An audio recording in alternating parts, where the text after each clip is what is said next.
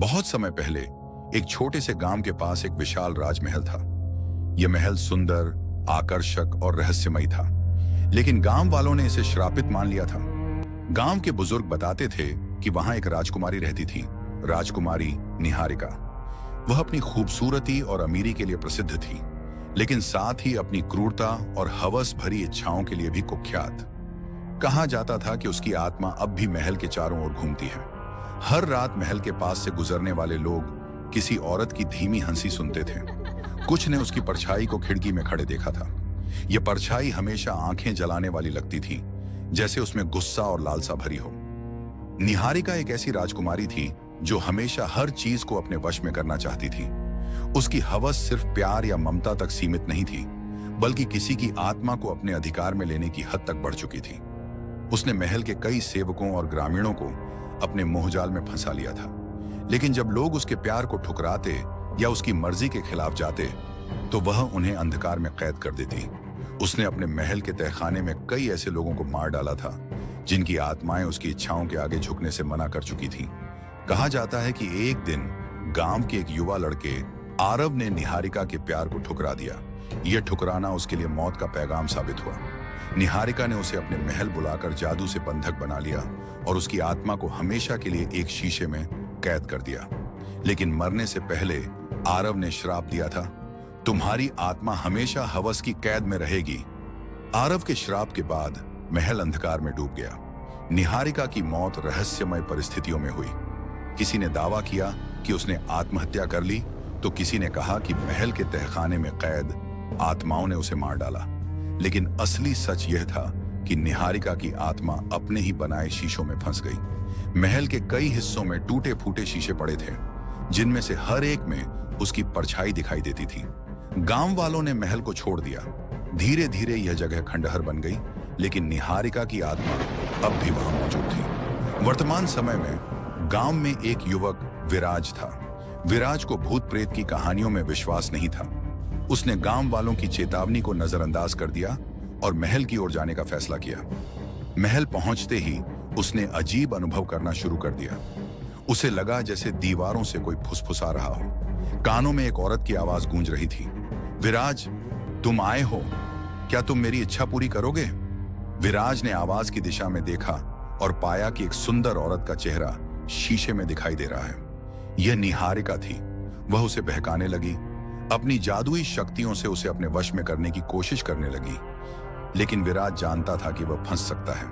उसने अपनी बुद्धिमानी से एक प्राचीन मंत्र का प्रयोग किया, जो उसने गांव के एक पुजारी से सीखा था। जैसे ही उसने मंत्र पढ़ा, महल में तूफान शुरू हो गया। महल की दीवारें हिलने लगी, शीशे टूटने लगे। निहारिका की चीखों से पूरा वातावरण गूंज उठा। विराज ने देखा कि वह आत्मा टूटे शीशों के टुकड़ों में बिखर रही है। जब तक सुबह हुई, महल पूरी तरह ढह चुका था।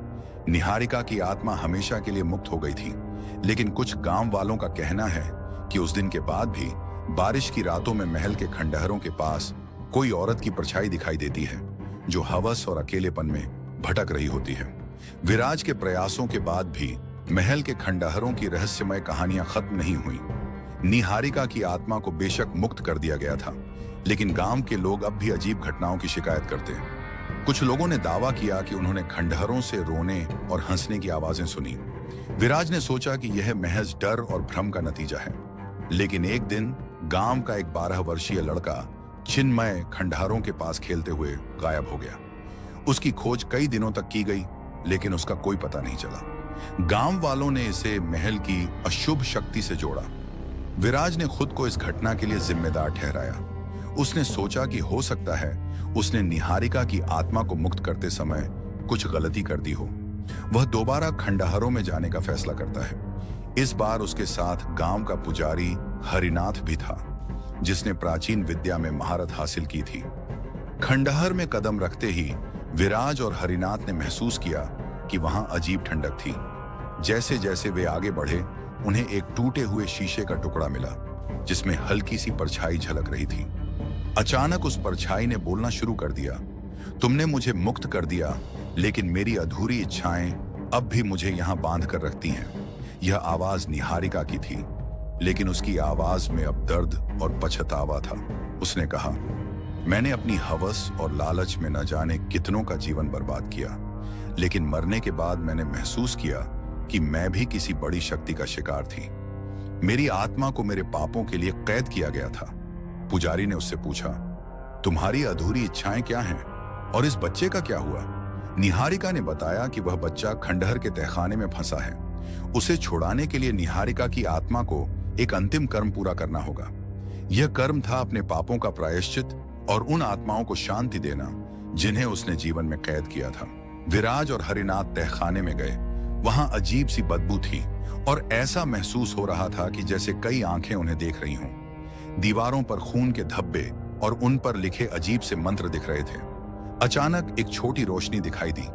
वह चिन्मय था, जो रोता हुआ एक कोने में बैठा था। लेकिन जैसे ही विराज उसे लेने के लिए आगे बढ़ा, तहखाने में एक भयानक चीख गूंजी। निहारिका की कैद की हुई आत्माएं एक एक कर सामने आने लगीं।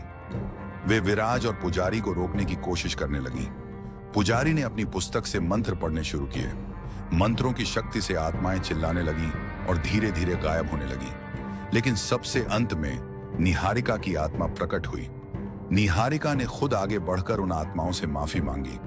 उसकी आवाज में पछतावा था और उसकी आंखों में आंसू। उसने कहा, मैंने तुम्हारे जीवन बर्बाद किए, लेकिन अब मैं तुम्हें शांति देना चाहती हूं। मुझे माफ कर दो। जैसे ही उसने ये शब्द कहे, खंडहरों में तेज प्रकाश फैल गया। सभी आत्माएं धीरे धीरे प्रकाश में विलीन हो गईं। निहारिका की आत्मा ने विराज और हरिनाथ की ओर देखा और कहा, तुमने मुझे मेरी सच्चाई का सामना करने का मौका दिया। अब मैं मुक्त हो रही हूं। धन्यवाद। इसके साथ ही निहारिका की आत्मा भी गायब हो गई। चिन्मय को सही सलामत घर लाया गया। गांव वालों ने महसूस किया कि अब खंडहरों से कोई अजीब आवाजें नहीं आती। ऐसा लगा जैसे गांव के ऊपर से एक भारी श्राप हट गया हो। विराज ने महल के खंडहरों को हमेशा के लिए बंद करवा दिया ताकि कोई और वहां न जाए। लेकिन उसने महसूस किया कि निहारिका की कहानी केवल हवस और पाप की नहीं थी, बल्कि पछतावे और मुक्ति की भी थी। गांव में अब सब कुछ शांत था, लेकिन बारिश की रातों में खंडहरों के पास से गुजरने वाले लोग कभी-कभी एक हल्की सी हंसी सुनते थे। शायद यह निहारिका की आत्मा थी, जो अब भी अपने किए पर पछतावा कर रही थी, लेकिन शांति से। विराज का सपना और छुपा सच घटनाओं के बाद गांव में शांति लौट आई थी। लेकिन विराज को अक्सर अजीब सपने आते। सपने में वह निहारिका को देखता, जो उसे कुछ बताने की कोशिश करती थी।